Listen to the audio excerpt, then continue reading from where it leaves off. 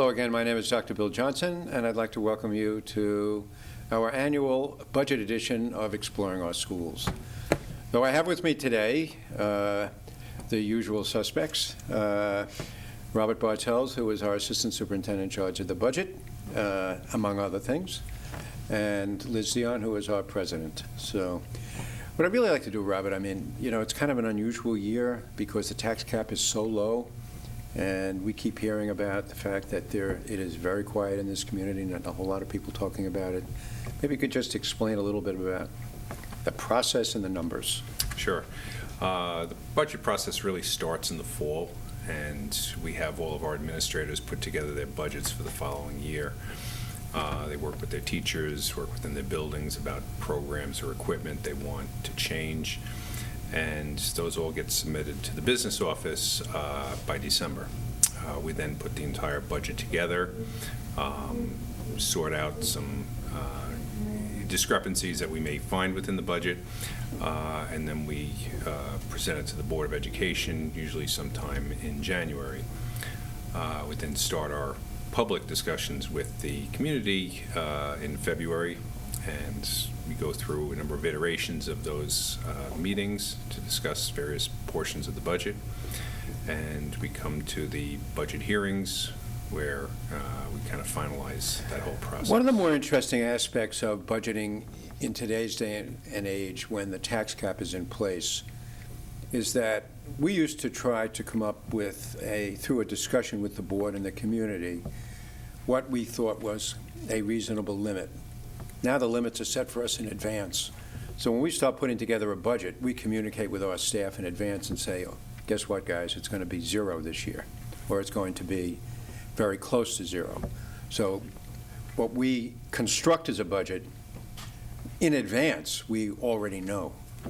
That Yes. changes the conversation. It has changed dramatically in the last few years with the implementation of the tax cap, because you're right, we cannot increase our tax levy more than a certain amount, whereas in the past we were able to really increase the budget, the tax levy, to whatever extent the board felt was necessary to continue or to add programs to the district.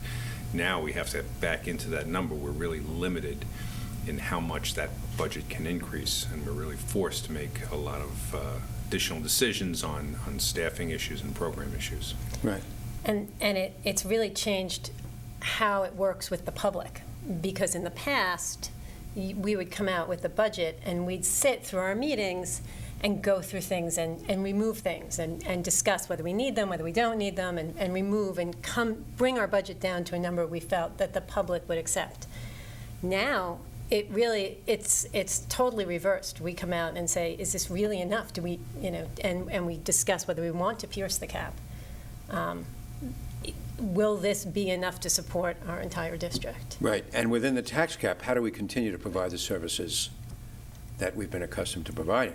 I mean, it's a real challenge. I mean, Yes. It's a very, very different conversation. Yeah. I'm not sure people recognize or appreciate that. Well, and I think, we talk about it every year. The tax cap is not a 2% tax cap, which everybody used to think it is. And this year our tax cap is 0.85%. Correct. Yes. And I think originally when we started looking at the budget, we thought it was lower. We thought it was 0.12%, Yes. because that was where it started. So which is nowhere, now we would be happy to get 2%. It's nowhere near the numbers we thought it was. So it really, it's changed our conversation totally. Yeah. Why don't you explain that a little bit? I mean, we talk about the budget and we talk about the tax cap. People sometimes think the two are exactly the same. They're not. No. So. Yeah, the tax cap is the amount that we're able to increase the tax levy by, and that's the amount of money that we need to raise from the homeowners. The tax levy is just one portion of how we fund our budget. We have other sources of revenue, whether it's interest income or tuitions from other students that we may have in the district, or state aid. We've been very fortunate in the last couple of years. We've had a lot of additional state aid, which has helped to support the budget, which is one reason we're able to increase the budget this year more than we're increasing our tax levy. Right. So the budget is actually going up by a little over 2%. Yes. But our tax levy, the amount that we're actually going to ask our taxpayers to come up with it's actually less than Less than- 0.85. It's It's not by a whole lot, 0.84. but it's 0.84. Right. All right. So, I'm sorry, Robert, I interrupted you. Go ahead. That's all right. So it's those other sources of revenue that allow us to increase that budget a little bit more than the tax levy. So it's a guessing game for us is what our state aid will be. So we don't know that in advance. What we do know pretty much by December or January is what our tax cap limit is going to be. Yes. So that's the starting point.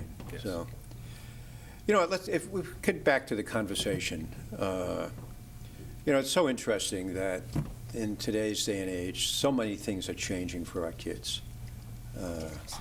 How do we do it? I mean, you wrestle with this all the time. We have to work within the framework, within what we have. And I think we do a lot of trades. I think you do a lot of trades. We brought in iPads. Right. Everybody has an iPad from grade 6 through grade 12 last year. We brought them in, actually this year. We made the decision in our budget last year. And it was really about shifting monies and saying we need to stay within that tax cap. Similarly, this year, for next year, the high school came and said they wanted to do a business IB course. So it was a matter of shifting monies around, and I think that's really... Just not money's around. I mean, it's a matter of reshuffling staff. It's a Right. matter of taking the current staffing patterns that we have. We know we're not going to be able to increase it, so we have to reassign people to different positions within the confines of what we're doing in order to improve or increase or change our offerings in the high school. And that really is what this conversation is all about. We just don't add. And I think our board really needs and does spend a tremendous amount of time with us engaged in conversations about how we continue to change and yet keep our budget the same.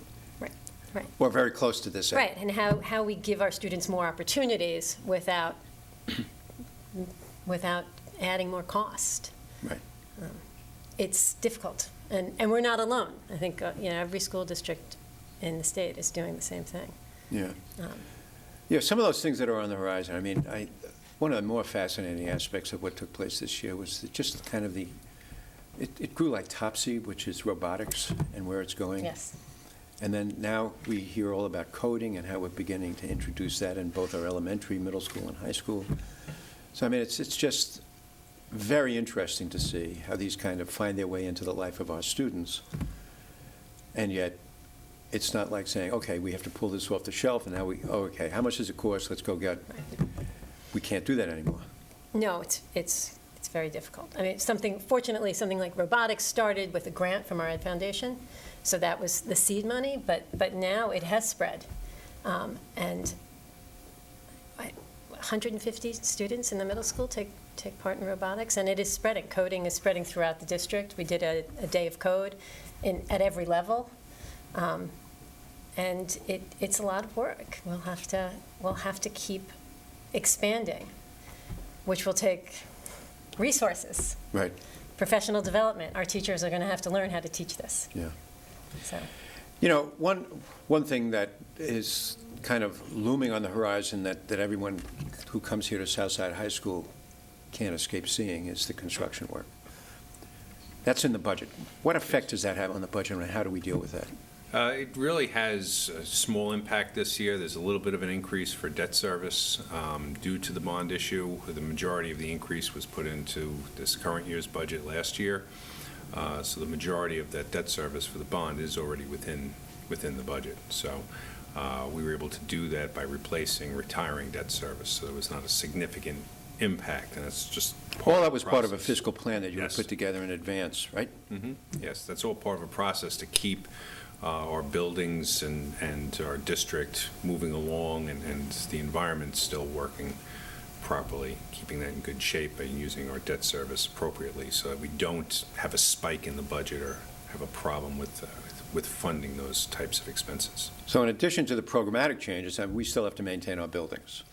yes. And so there's going to be a lot of work going on throughout the entire district this summer, I think. Yes, Is it not? yes, in virtually all of our buildings. Yeah. So we've had to shuffle our summer programs around. The two main focal points will be the high school and the middle school. Yes. So our summer program will not take place, which usually takes place in the middle school, will be at Hewitt this year. And its backup used to be the high school. Right. So neither are in service, so it's going to go to Hewitt, but, But that's working, yeah. so. Are we going to finish on time? Yes. We're going to open schools? So Yes, the high school, new south addition for the high school will open next Yeah. September. Why don't we talk a little bit about the progress of that? So our plan is, Our plan is, as you said, is to open in September. We are well along in that process. We have, the building structure is up. All the classrooms, for the most part, have been formed and shaped. We've painted many of the classrooms already. They're in the process of putting up ceiling grids. We're working on the exterior brick of the building to get that up so we can put the windows in, and that should happen within the next couple of weeks, kind of to formally close in the building to have all those windows in. So I think we're in good shape to get the. so what's the big process deal this summer? Why are we not just having everything moved to the old building? Well, the old building is going to get Okay. a lot of renovations, but we have to wait until school is out before we can start many of those renovations, because most of the new addition, the south addition, will be science classroom spaces, and then the, So all that old space that we used to utilize for science is going to have to be converted to regular classroom space. yes, And it all has to take place in the summer. yes. So, a lot of work to be done. Mhm. Middle school, what's going on? Middle school, they're redoing the auditorium and the library. Those are the two real big projects, but there are many other projects that are also underway and will be happening over the summer with work both on the outside of the building and the inside of the building. There's still some additional roof work and masonry that needs to be done at the middle school, as well as repairs to bathrooms and stairwells and stair treads. Yeah. So there's a lot of work going on there. Not that it's on the mind of everybody right now because of how cool it's been during the month of April and early May, but nevertheless, we do have air conditioning now throughout the entire district. Maybe you could just, and that was all part of the bond issue, and we had Yes. made a promise that it was going to be in place and ready for use. For- Is Yes, it? this spring. That's in all of our buildings, with exception of the high school, and all the other buildings, all of our classrooms are now air-conditioned. That process was completed about a week ago. The remaining rooms in the high school will be updated and will have air conditioning this summer as part of the entire renovation process that we were just talking about, because there was no need to go into those classrooms and start work there when we're going to go right back in this summer to do that. So the remaining classrooms in the high school will be done this summer. But all the other buildings in the district are fully functional with the air conditioning. All right. So the money that people invested in their buildings, I mean, it's there, they're going to be able to see, it has come to fruition. I mean, it's working. Yes. And about 90% of what we wanted to have in the bond issue will in fact be completed probably by the end of the summer. Yes. Maybe even more than 90%, but certainly about 90% of it, right? Mm-hmm. Yeah. Yes. So, one thing we didn't talk about, when do people have an opportunity to speak out on behalf of, all right. Voting? Voting, yes. Voting takes place Tuesday, May 17th, here at the high school, from 7 a.m. to 9 p.m. So- Why don't we say that again? All right. You get to say it this time. Loudly and clearly, yeah. Tuesday, May 17th, here at Southside High School, from 7 a.m. to 9 p.m. Right. And if you have no other reason to come, it's going to be very, very different. We used to use the old voting machines. We are Yes. now Moving into the 21st century.